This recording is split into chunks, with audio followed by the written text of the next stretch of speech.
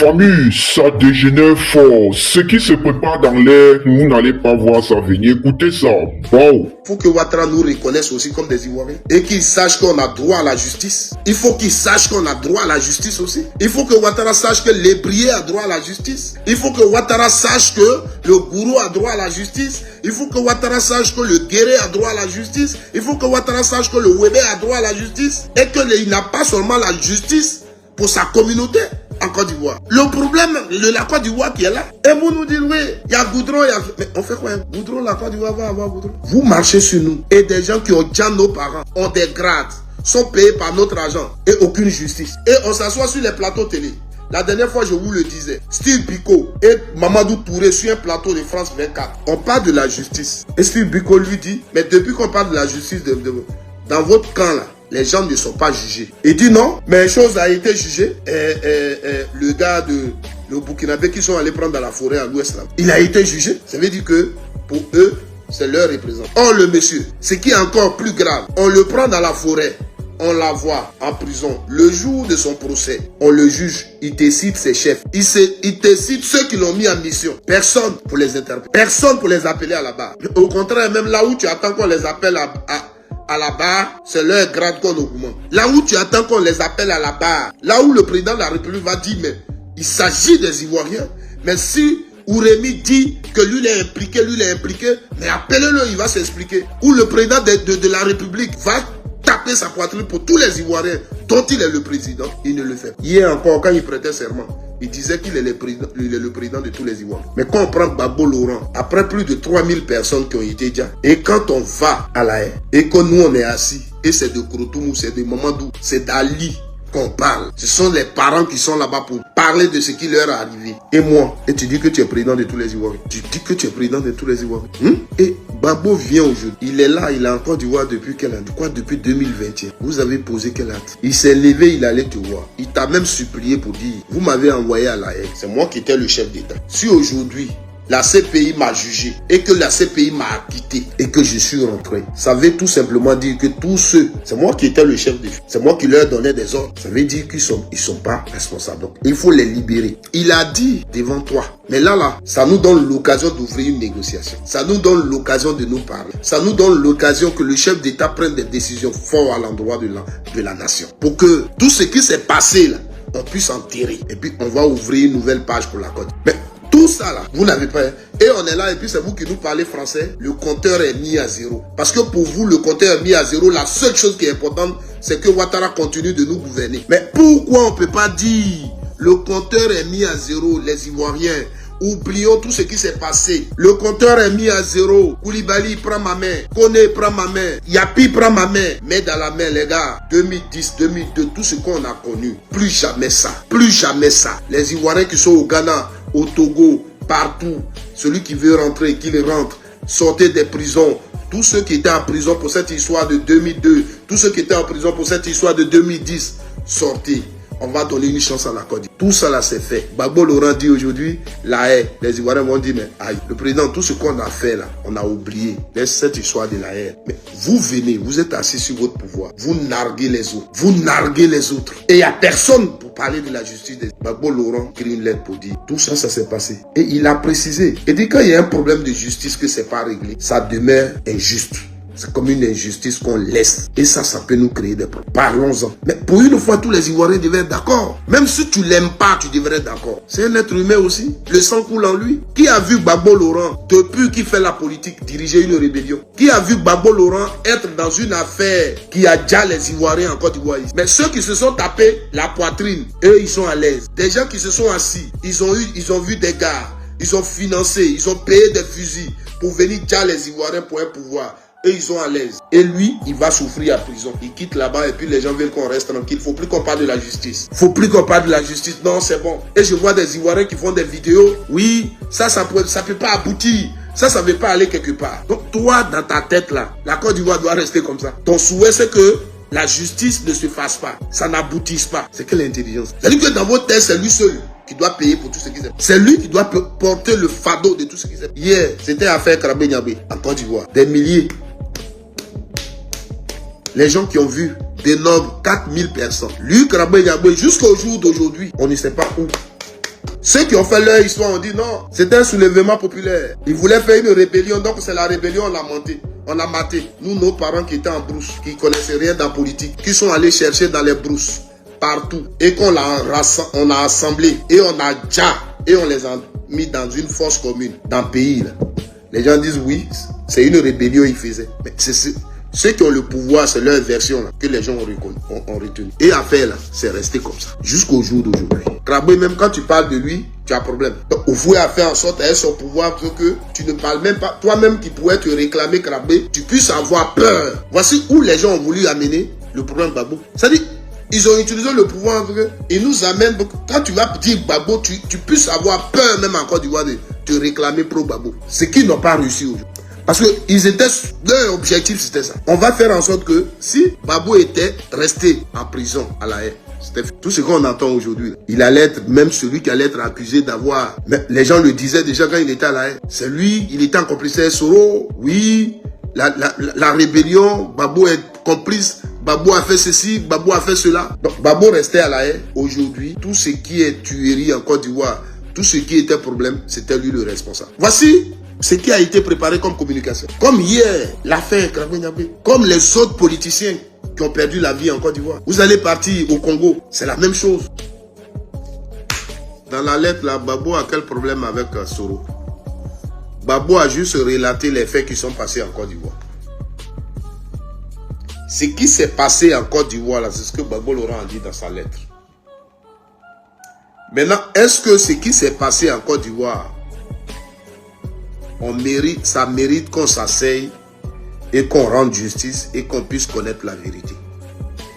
Ou bien pour vous, l'affaire doit rester comme ça? Même si vous pensez que Gbagbo Laurent est coupable, il est complice de tout ce qui s'est passé. Mais il faut quand même une vérité. Parce que jusqu'au jour d'aujourd'hui, rien de tout ça. Pas de vérité, rien. Rien. Et plus on avance, plus la personne qui est accusée, la personne qui est mise au mur, et sur qui est celui qu'on lapide, c'est Gbagbo Laurent. Et quand ça est comme ça, tout le monde est content.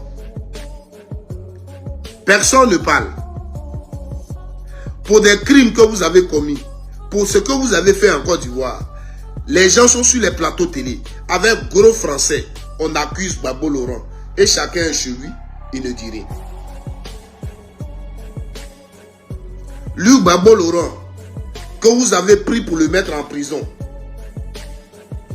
qui a été jugé pendant des années.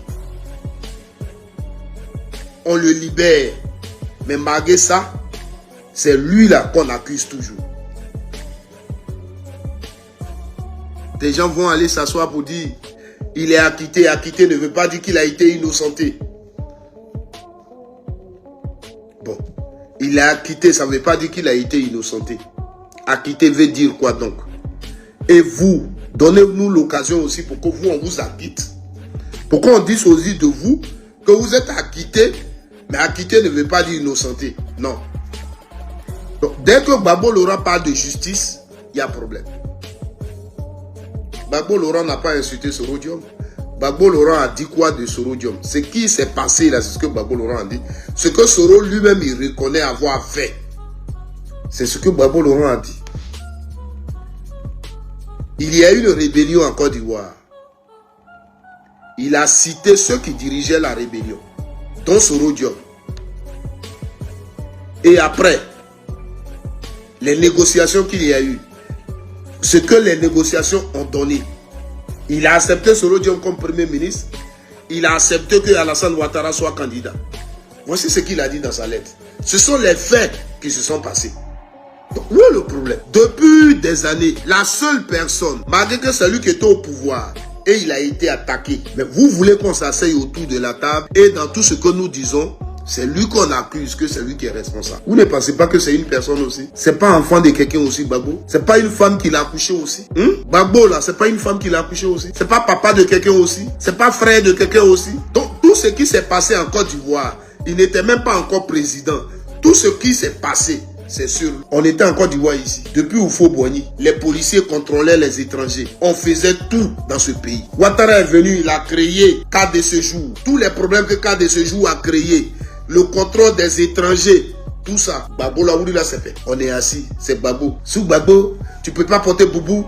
Sous Babo, tu peux pas faire ceci. Sous Babo, on faisait ceci. Le monsieur vous dit, ok, nous là, nos jours qui nous restent ne sont pas trop. Pour qu'on puisse laisser une Côte d'Ivoire de vérité à la nouvelle génération, asseyons-nous, parlons de tout ce qui s'est passé. Depuis qu'il est venu là, il le dit. Discutons, donnons-nous un cadre pour discuter. Mais ce qui vous intéresse, vous, c'est pas discuter là. Mais il faut qu'on l'accuse lui. Il va finir avec la haine. Vous venez. Ça vous plaît de lui coller une condamnation ici de 20 ans. Ça vous plaît. Vous prenez une loi d'amnistie pour ce faire-là. Et vous amnistiez les gens avec lesquels il était accusé, c'est quoi accusé. Et lui seul, vous le laissez sur la liste. Et ça vous plaît. Lui, il doit rire. Il doit être content. Ce que vous faites de lui là, lui, il doit être content. Même si on dit, tu es l'homme le plus gentil. Même le voleur, l'homme même qui est reconnu de tous, qu'il a déjà les gens et puis on l'a mis en prison. On dit 20 ans. Quand 20 ans passent, quand on l'a libéré, là, il revendique quand même. Il dit, mais vous m'aviez donné 20 ans l'est passé. J'ai déjà fait vos 20 ans. Maintenant, il y a quel problème? J'ai fait ça là. On m'a accusé. J'ai fait 20 ans de prison. Donc, laissez-moi maintenant. Il peut aussi le dire. Mais quelqu'un que vous avez pris pendant 8 années, vous avez eu le temps de chercher des preuves. Vous ne les avez pas eues. Hier, c'est ce que Kone Katina vous a expliqué. Parce que depuis des années, on est ici. Il n'y a même pas un intellectuel. Quelqu'un sans même être de Babo. Même le pouvoir qui est là, à la recherche de la paix, de la réconciliation. Blé Goudé et Babo Laurent les réintégrer. Vous n'avez pas fait ça. Comme il se doit, vous ne l'avez pas fait. Pourtant, c'est l'État de Côte d'Ivoire qui les a envoyés à la haine. C'est l'État de Côte d'Ivoire qui les a accusés. C'est l'État de Côte d'Ivoire qui a envoyé les témoins. C'est l'État de Côte d'Ivoire qui a envoyé des avocats. C'est l'État de Côte d'Ivoire qui a collaboré avec les procureurs, les différents procureurs qui se sont succédés dans cette affaire. C'est l'État de Côte d'Ivoire. Et vous n'avez pas eu de preuves. Les gens sont rentrés. Réintégrer les gars. Et puis on va finir avec l'affaire. Mais non, ce qui vous plaît, Babo il est le coupable. Babo il est ceci. Babo a fait ça. Babo a fait cela.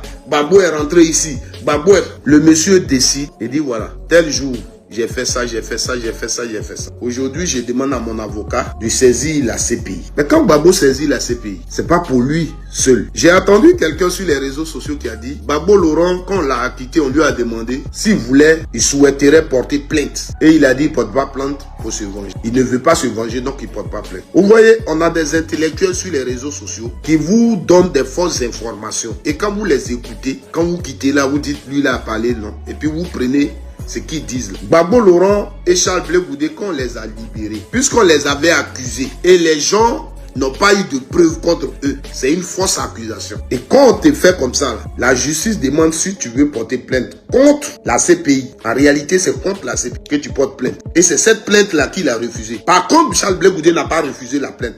Charles Blé Goudé, lui, il a porté plainte. Parce que quand vous le dites, vous ne le dites pas comme il se doit. Quand on les a libérés, eux, ils n'ont même pas pu présenter leurs témoins. Et on les a libérés. Ils ont été accusés. Pour rien, leur nom a été gâté. Donc, on vous demande, comme les gens vous ont accusé et ils n'ont pas eu de preuves, vous êtes acquittés. Est-ce que vous souhaitez porter plainte pour qu'on vous dédommage? C'est là, la Babo a dit non, je ne porte pas de plainte. Ça n'a rien à voir avec la plainte dont il parle. Je voulais vous expliquer ça parce que j'attends ça sur les réseaux sociaux. Ça n'a rien à voir avec la plainte dont il parle. Dites à vos intellectuels qui vous disent ça là, que ça n'a rien à voir. Cette plainte-là, Charles Blé Goudé l'a portée contre la CPI. Il a perdu le procès. Vous comprenez? C'est pas la même chose. Ici, Babo Laurent, ce qu'il souhaite, si on était des Ivoiriens, on aimait la paix, on aimait la justice, on aurait compris ce que le président... Le président Babo Laurent souhaite juste que la vérité soit sûre dans tout ce qui s'est passé en Côte d'Ivoire. Parce qu'il a l'impression qu'ils ont oublié qu'il y a eu des choses qui sont passées.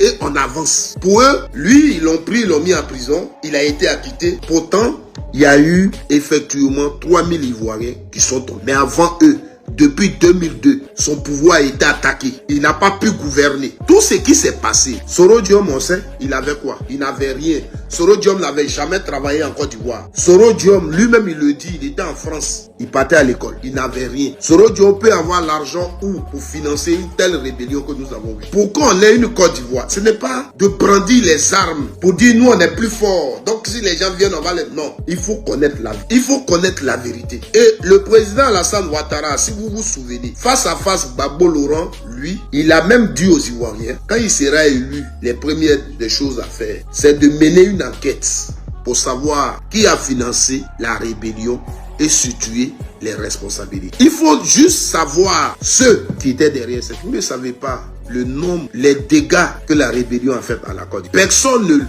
ne le sait, personne n'en parle. Personne. La rébellion là, de 2002, là, ce qu'elle a causé à la Côte d'Ivoire, le retard qu'elle a causé à la Côte d'Ivoire, sur tous les plans, on ne le dit pas assez. On ne le dit pas assez. Quand on sort d'un pays comme ça, ce qui nous intéresse, chacun de nous fait un sacrifice pour sauvegarder la paix dans le... Mais ceux qui nous dirigent, ça ne leur dit rien. Ceux qui nous dirigent, ça ne leur dit rien. Ils ont le pouvoir, ils sont forts, ils continuent, c'est tout. Quand tu parles, ils vont te jeter en prison. Pourquoi on t'écoute en Côte d'Ivoire? Il faut aller sur un plateau pour accuser Gbagbo Laurent. Pourquoi on t'écoute en Côte d'Ivoire ici là? Va sur les plateaux et accuse Gbagbo Laurent. Si lui aujourd'hui il veut saisir la justice, pour qu'on lui donne l'occasion de vous dire sa part de vérité aussi. On est tous fâchés. Non, c'est contre celui-là, il fait ça. Non, c'est contre lui là. Ce que je voudrais vous dire, c'est le problème qu'on a en Côte d'Ivoire. On est sur les réseaux sociaux, on se dit intellectuel. Nous autres là, on n'est pas allés à l'école. Mais j'ai l'impression que nous mélangeons un peu tout. Politique ou justice ou émotion ou on met tout ensemble dans politique. Si Gbagbo Laurent, cette année, a décidé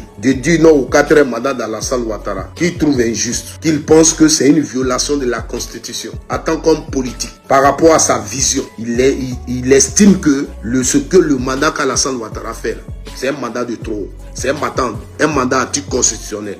Et que lui, Gbagbo Laurent, selon sa vision, il dit non à ce mandat. Qu'il y a un Soro Diom, qui est une autorité politique de la Côte d'Ivoire, qui est aussi quelque part, qui dit, effectivement, ce que tu dis est vrai. Ce combat contre le 4e mandat, là, c'est pas normal. Et que leur voix se joigne. S'il y a un président du PDCI là-bas, qui dit oui, c'est une réalité. C'est une violation de nos constitutions et que leurs voix se joignent pour le même combat. Ça va avoir. Si le président du PDCI a son problème de documents et qu'il est devant la justice, pour ça, on ne peut pas aller devant la justice. S'il y a un dossier de la Côte d'Ivoire qu'on introduit au niveau de la justice et que Soro Diom est impliqué, pour ça, on ne peut pas l'appeler. Ça fait deux choses différentes. Ça fait deux choses différentes. Et c'est l'erreur que nous faisons en Côte d'Ivoire. C'est tout ça là que nous mélangeons. C'est pourquoi en politique, on ne peut pas avancer. C'est pourquoi en politique, on ne peut pas avancer. Oui, si on dit, on doit rendre justice pour la rébellion et que Soro Diom est impliqué. Mais toi-même qui aimes Soro Diom là, tu sais que là où on dit rébellion, il y a le nom de Soro Diom. Tu n'as pas à te fâcher. Toi aujourd'hui qui as décidé de suivre Soro Diom dans sa politique, tu sais qu'en Côte d'Ivoire, en 2002, le 19 septembre 2002, il y a une rébellion qui a endeuillé les Ivoiriens. Et quand on dit le nom de cette rébellion, Soro Diom s'est tapé la poitrine pour dire « Je suis le responsable de cette rébellion ». Donc, toi qui suis Soro Diom, quand on parle de rébellion, tu sais que le nom de Soro Diom va sortir, tu n'as pas à te fâcher. On ne l'a pas insulté. Ce sont des faits. Ce sont des faits. Non, moi je veux savoir. Ce sont des faits. Donc, maintenant, si demain, effectivement, on saisit la justice, et que la justice appelle Soro Diom à la barre, vous qui avez les preuves, vous envoyez les preuves. Vous envoyez les preuves. Et Soro Diom, il est... Peut-être même que le fait, si aujourd'hui, le voici, il est condamné à perpétuité, il est à l'étranger. Peut-être si demain, ce pays prend son dossier en main et que ce pays le récupère, vous saurez au moins comment les choses vont évoluer. Et si au niveau de ce pays, il n'y a pas eu de preuves qu'on le libère, ce pays peut même annuler tout ce qui est contre lui et puis il peut rentrer en Côte d'Ivoire. Et puis il peut faire sa politique et puis être président demain. Et puis être président demain. Mais les gens, il faut quand même que... C'est comme un enfant que tu as frappé et tu ne veux pas qu'il pleure. C'est comme un enfant que tu as frappé et tu ne veux pas qu'il pleure. Gbagbo Laurent, malgré ce que Soro Diom lui a fait. Soro Diom connaissait Gbagbo. Il sait que c'est Gbagbo Laurent qui était au pouvoir. Soro est parti. Qu'est-ce qu'il a demandé à Gbagbo? Qu'est-ce qu'il a voulu faire Gbagbo et Gbagbo lui arrive? Mais il a accepté d'aller vers ceux qui voulaient attaquer son pays. Le pays pour lequel quand il était à l'université, et il se battait. Il a préféré aller du côté de ceux qui voulaient attaquer son pays sous prétexte que ses parents étaient marginalisés. C'est un fait. Peu importe la raison qui l'a poussé. Mais en Côte d'Ivoire, le 19 septembre 2002, jusqu'en 2010, la Côte d'Ivoire a connu une rébellion. Le président Laurent Gbagbo, qui plus de 30 ans a fait la politique en Côte d'Ivoire, et lui et ses camarades avaient un projet de société qu'ils ont proposé aux Ivoiriens, ils l'ont voté en 2000. Il n'a pas pu exercer. Aujourd'hui, un Ivoirien qui va s'asseoir pour dire Gbagbo n'a rien fait, c'est un Ivoirien qui n'aime pas Gbagbo. Mais un politicien ne dira pas Gbagbo Laurent n'a pas pu gouverner la Côte d'Ivoire. Gbagbo Laurent, on l'a voté, il n'a pas pu, il a eu tous les moyens pour nous diriger, il n'a pas pu. Un Ivoirien conscient ne le dira pas. Parce que Gbagbo Laurent En Côte d'Ivoire, on avait l'ONU, on avait la CEDEAO, on avait tout le monde ici parce qu'il y avait guerre. L'ONU ne se lève pas pour aller dans un pays comme ça, s'il n'y a pas de guerre. L'ONU, dans tous les pays, dans le monde ici, ce qu'on appelait l'ONU Sud, quand ils sont dans un pays, c'est qu'il y a guerre dans le temps. En Côte d'Ivoire, il y avait guerre. Et dès l'instant où Sud, au niveau du monde, pendant cette période-là, on cite les pays où il y a guerre, la Côte d'Ivoire était dedans. Vous comprenez? La Côte d'Ivoire était dedans. Donc, il n'y a même pas un investisseur sérieux, une banque sérieuse qui va vouloir travailler avec la Côte d'Ivoire. Soro, là, il était premier ministre. Faites-le à soi, il est là, il n'est pas mort. Il n'a qui nous disent ces conseils de ministres. Quels étaient les programmes de développement, quels étaient les projets de développement qu'il développait au conseil des ministres. Si ce n'était comment aller aux élections, comment désarmer, où il faut passer, il faut faire ceci. Comment on pourrait développer un pays? Le développement d'un pays, c'est pendant les conseils de ministres. Chaque ministre vient et puis fait sa proposition. Chaque ministre vient et il fait sa proposition. Pendant tout ça, on a fait quoi de la Côte d'Ivoire? La chance qu'on a eue pour avoir encore cette Côte d'Ivoire et puis elle n'a pas disparu sur la carte. Parce que si, c'est pourquoi le petit côté où souvent quand je parle de Soro, il a dit une chose et j'ai dit il a raison. Il n'était pas obligé d'accepter la négociation. Ça aussi, il faut le dire. Quand il le dit, je ne dirais pas ce qu'il dit n'est pas normal. Il n'était pas obligé d'accepter la main tendue de Gbagbo Laurent. Gbagbo Laurent aussi n'était pas obligé de dire je vais négocier avec les rebelles. Le Seigneur l'a voulu pour qu'on ait la Côte d'Ivoire. Mais on ne peut pas ne pas. Par exemple, ceux qui sont venus après tout ça et qui ont pris le pays, Alassane Ouattara, s'il avait eu la considération des victimes, oui, Gbagbo Laurent, vu qu'il avait le dos au mur, il voulait la paix. Il nous a fait une loi d'amnistie. Mais la loi d'amnistie, là, allez la lire, elle est claire. La loi d'amnistie, là, elle est claire. Quand tu vois la loi d'amnistie, si la loi d'amnistie n'était pas claire, on n'aurait pas condamné les gens pour Guéhi Robert. On n'aurait pas condamné les gens pour Guéhi Robert. Mais ce que la loi d'amnistie dit, là, par exemple, les gens comme les Marcelin Yassé, les Boga Doudou, de façon individuelle, les crimes qui ont été commis, la loi d'amnistie ne prend pas ça en compte. Les banques qui ont été attaquées, braquées, la loi d'amnistie ne prend pas ça en compte. Les gens qui étaient dans leur maison, les gens qui étaient, les maisons des gens qu'ils ont pris, les biens des gens qu'ils ont détruits individuellement, la loi d'amnistie ne prend pas ça en compte. Allez relire la loi d'amnistie. Allez relire la loi d'amnistie. Parce que souvent on dit, oui, il a amnistié les rebelles, il a amnistié les rebelles. Ça ne nous empêche pas de demander la vérité. Ce qui s'est passé en Côte d'Ivoire. Alassane Ouattara n'a pas pu le faire. En 2011, 2010, on a récidivé. On est rentré dans ça. Milliers d'Ivoiriens sont rentrés dans la terre. Les milliers d'Ivoiriens sont rentrés dans la terre. Quand on a pris le pouvoir, quand on s'est assis, on s'est occupé de son pouvoir. On a fait savoir aux Ivoiriens que votre bourreau, c'est Gbagbo Laurent. C'est tous les pro-Gbagbo. Ce sont les militants du FPI qui sont les bourreaux. Ce sont eux qui ont créé tout ça. Presque tous les cadres du FPI ont fait la prison. Presque tous les cadres du FPI ont fait la prison. Gbagbo Laurent, ils l'ont pris, ils l'ont jeté. Sa femme, ses enfants en prison. Tout le monde en prison. Parce que quand vous parlez un peu, dans ce pays-là, vous oubliez tout ça. Quand vous êtes sur les plateaux, vous parlez là. Vous oubliez tout ça. Mais c'est eux qui ont vécu ça. C'est le pays qu'on veut reconstruire. Même l'exil. J'entends d'autres qui disent, oui, les Kone Katina, les Damala Pika, c'était un exil doré. Est-ce qu'il y a exil doré? Exil, est-ce qu'il y a son doré? Des gens qui étaient dans leur pays, ils avaient tout, fui le pays. Et en tout moment, il y a pression, on peut les arrêter à tout moment. Pendant que matin, quand il se réveille, il sort là. Il ne sait pas si où il va là, ils vont l'arrêter là. Il y a quel exil doré? Mais on appelle ça prison à ciel ouvert. Chablé Goudé même, dont les militants disent ça, lui-même, il a fait exil là un peu. Est-ce qu'il était à l'aise? À tout moment, on pouvait l'attraper. Donc, il a essayé, il a goûté à cet exil-là un peu. Avant qu'on ne l'attrape, je crois qu'il a fait 1 an ou 2 ans. À tout moment, on peut t'attraper. Vous comprenez? Quand tout ça là s'est passé en Côte d'Ivoire, et que ceux qui nous gouvernent là, ils sont souciés de ce que les Ivoiriens seront, et qu'on construit vraiment une nation forte. Je tiens à vous rappeler que dans cette église médiatique, nous allons tout faire pour toujours être actifs 24 heures sur 24, 7 jours sur 7. Et ceux-là qui viennent de dire que cette église médiatique fait du bon taf, je tiens déjà à vous dire merci pour les bons retours, pour les likes, pour les partages et pour les commentaires. Sachez que nous allons aussi implémenter au fur et à mesure des choses qui vont dépasser votre entendement charnel et spirituel. Alors, portez-vous bien et merci déjà à la fanbase Politica et Géopolitica parce que sans vous, cette église médiatique, en tout cas, on se dit à la prochaine. Vous connaissez que dans bientôt, nous allons essayer d'élargir les choses, mais pour l'instant, nous sommes en Afrique de l'Ouest et dans l'AES. Et surtout, vous avez donc écouté ce que le monsieur a dit. C'était vraiment du lourd. En tout cas, vous connaissez, partagez dans tous les groupes WhatsApp, Telegram, Instagram, Facebook, TikTok, Snapchat. On se dit à la prochaine, c'est la Bista Baby. Bisous là-bas les gars. Bon.